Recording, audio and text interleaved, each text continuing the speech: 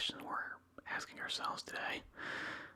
Is it possible to live according to these stoic ideals?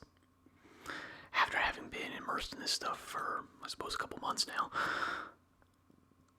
this is the main question that you should be asking yourself. Is it possible? Firstly, I think to myself, I kind of am living this way.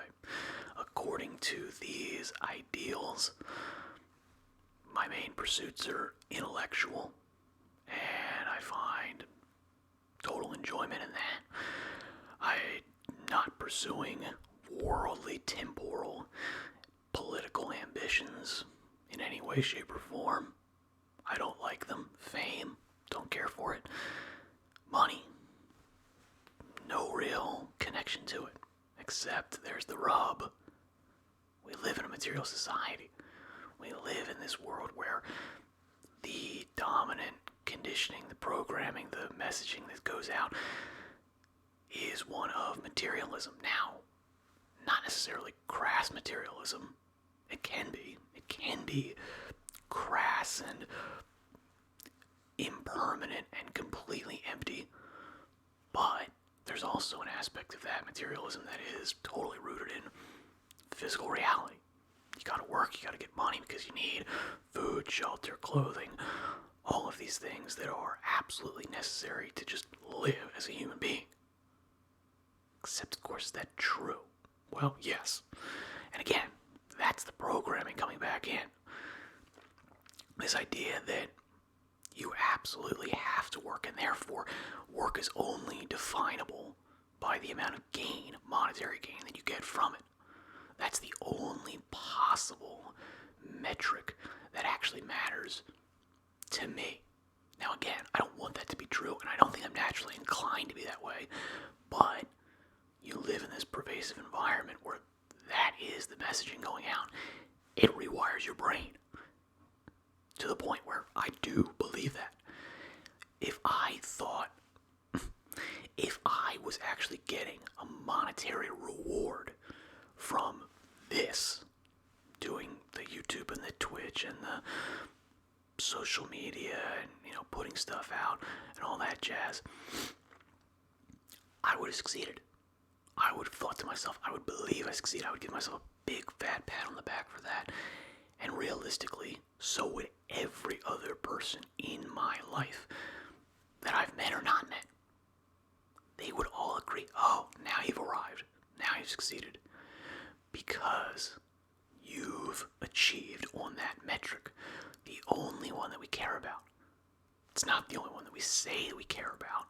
We say we care about spiritual pursuits and having, good, wonderful self-esteem and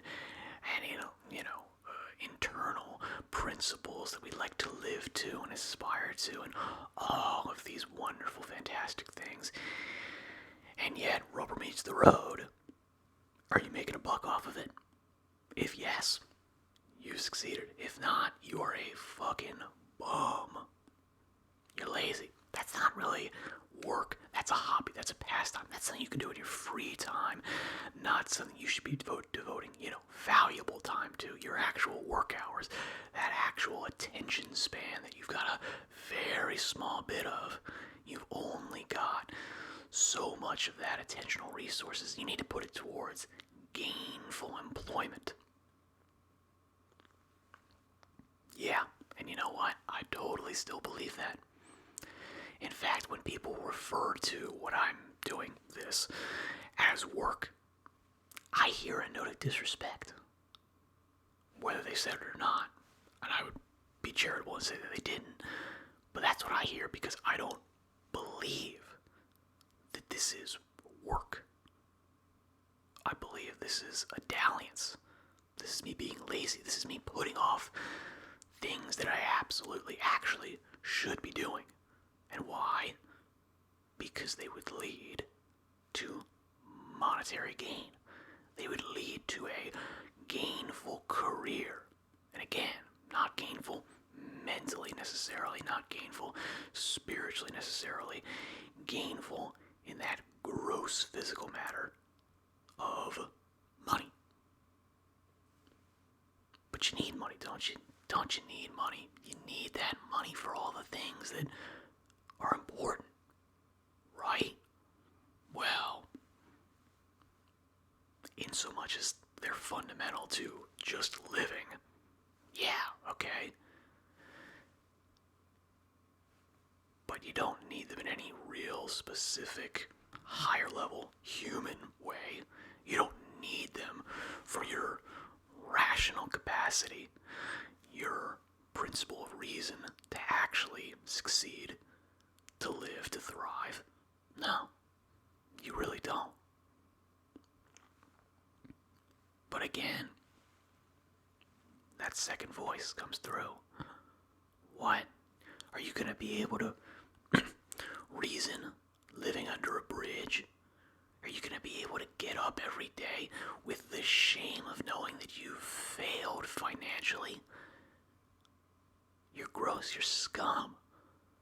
What are your parents going to think? What are your friends going to think? They'll hate and despise you, as well they should, because you failed on that only metric that matters. You failed, not as a human being, but as a money machine. That's the only thing that matters. Do any of us actually believe that? Of course we don't. Deep down we know that that's not true. We know that there's far better, greater things to being a human being, and realistically when we see that and recognize it, it touches us. But hey, guess what? If that's in your own family, I'm going to renounce all of my vows, all of my worldly responsibilities, and I am going to go out there and you know what? I'm just going to be homeless, and I'm going to go take advantage of a public library, and I'll just go in there and read every day. That's it. That's all I'm doing. And then I'll go down to the soup kitchen. I'll get myself a bowl of gruel, and you know what? That's it. That's all I need. I'm living. I'm surviving. This gross physical matter of mine will keep on ticking away.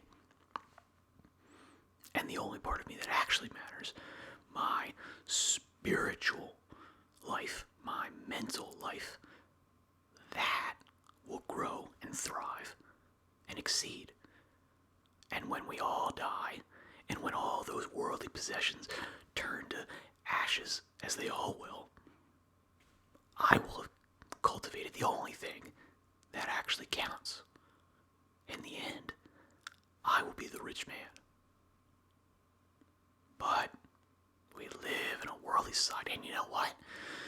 Even if we didn't, how do we know that that thing that you've cultivated all through your life is actually worth anything? How do we know that that actually continues on? How do we know that that treasure that you stored up in your intelligence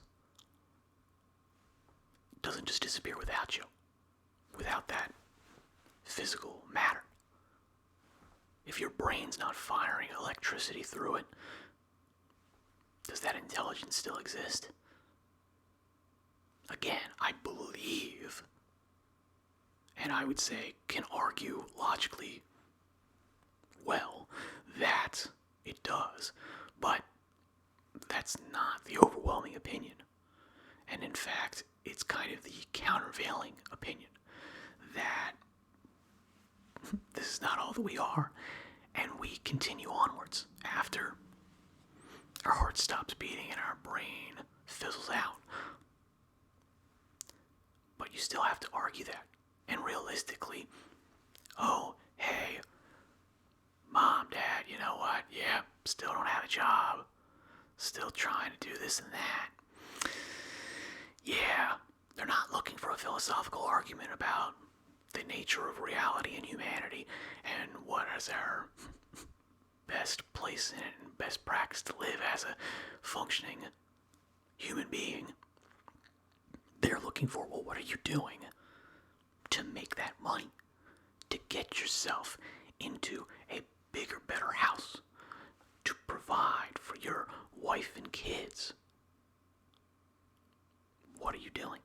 That's what they want to hear. And again, that second voice.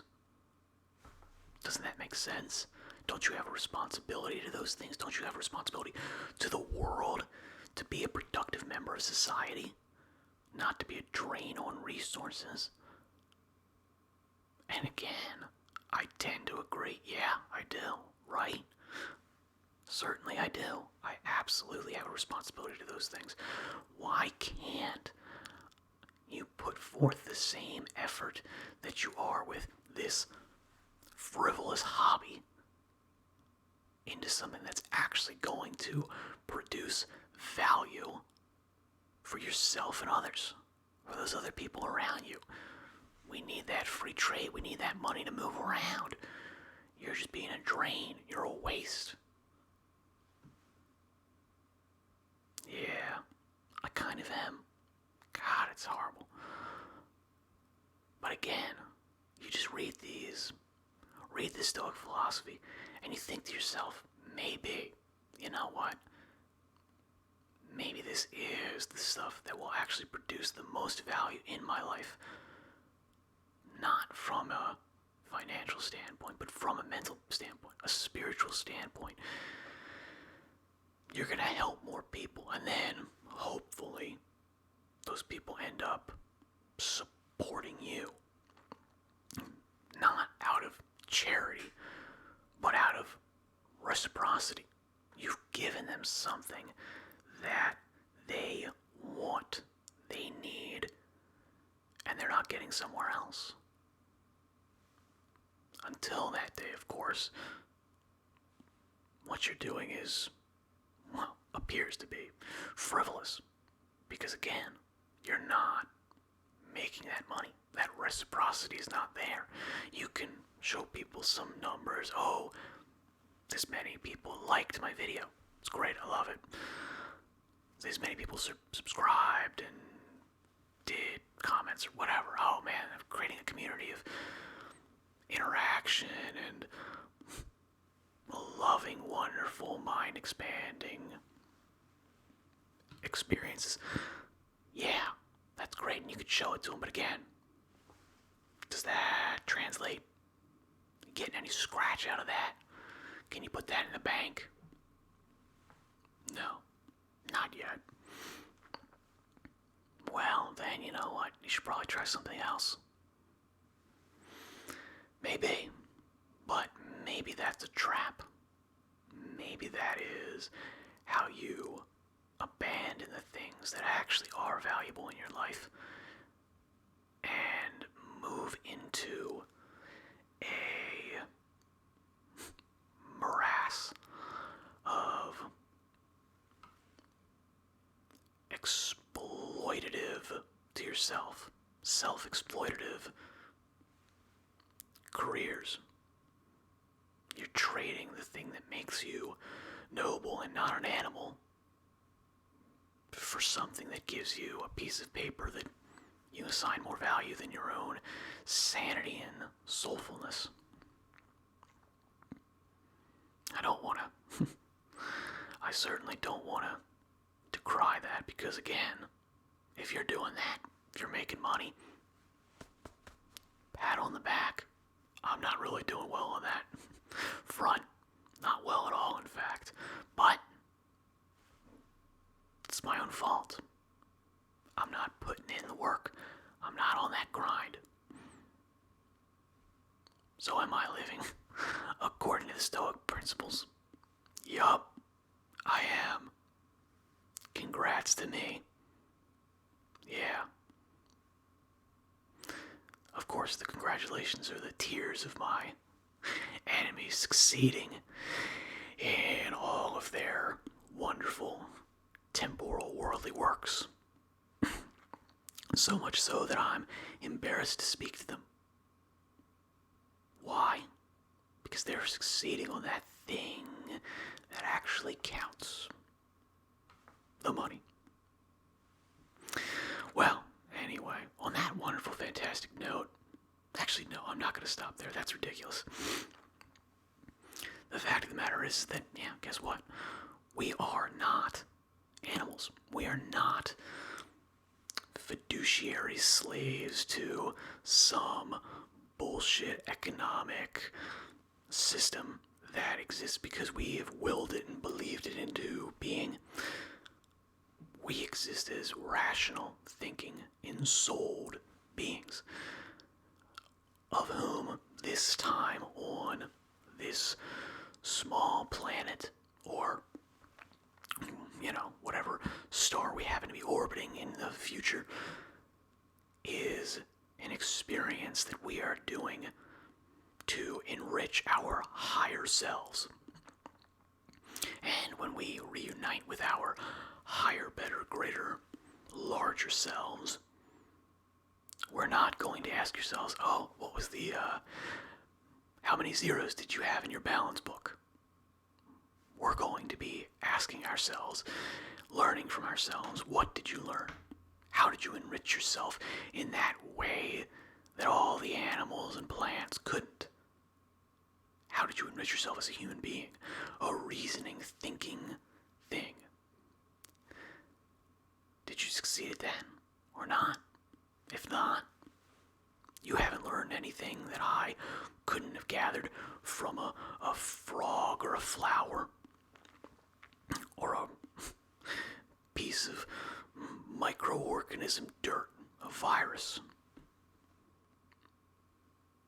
You are nothing more than that. You just lived longer and had better senses to record a failing job, a failing career, a failing marriage, bad relations with your kids, and an unfortunate heart problem that took you away too early. Passed on your genes, but passed on nothing of real value to later generations. So, I think I'm going to continue in the vein of trying to make something that's valuable to that higher ideal, that higher self, that I truly, honestly, absolutely believe is where we're all headed. And that's what we should be answerable to. So, if you agree with me, thank you. If not, thank you again. I applaud you for tuning in. Sincerely, seriously, not sarcastically. And I hope you'll join me again. Thanks.